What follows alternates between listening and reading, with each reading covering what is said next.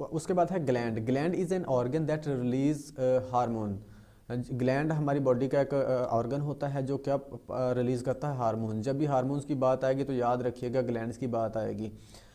Endocrine अगर system को बोला जाएगा तो वो हमारे ग्लैंड्स पर मुश्तमिल होता है, उसमें के अंदर ग्लैंड्स होते हैं, याद रखिएगा। एंडोक्राइन की बात आएगी तो भी ग्लैंड की बात आएगी, ग्लैंड्स की बात आएगी तो हार्मोन्स की बात आएगी। ये रिलीज़ करते हैं हार्मोन, और फिर हार्मोन डिफरेंट अपना रोल प्ले करते हैं बॉडी के अंदर, वो डिफरेंट काम हो सकते हैं।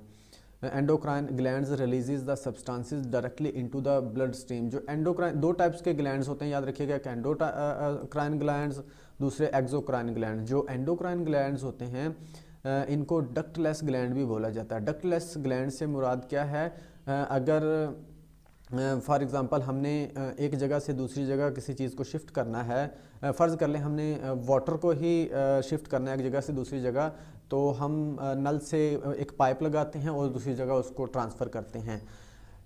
ये हो गया जी, हमारे पास एक सोर्स हमने यूज़ कर लिया, यानी कि पानी का जो सोर्स है उसको, उसके दरमियान में और अगला जो जहाँ पर हमने पहुँचाना है उसके दरमियान में एक सोर्स यूज़ कर लिया जिसको पाइप बोला जाता है।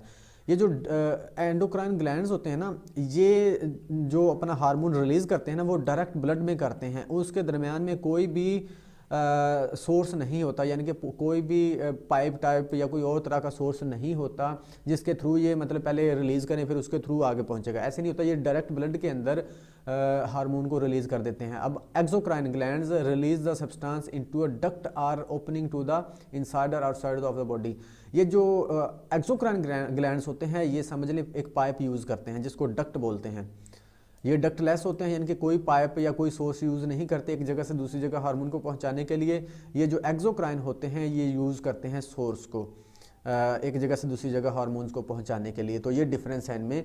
जो एंडोक्राइन, इसको डक्टलेस ग्लैंड्स भी बोला जाता है, एक्सोक्राइन को डक्ट वाला ग्लैंड बोला जाता है।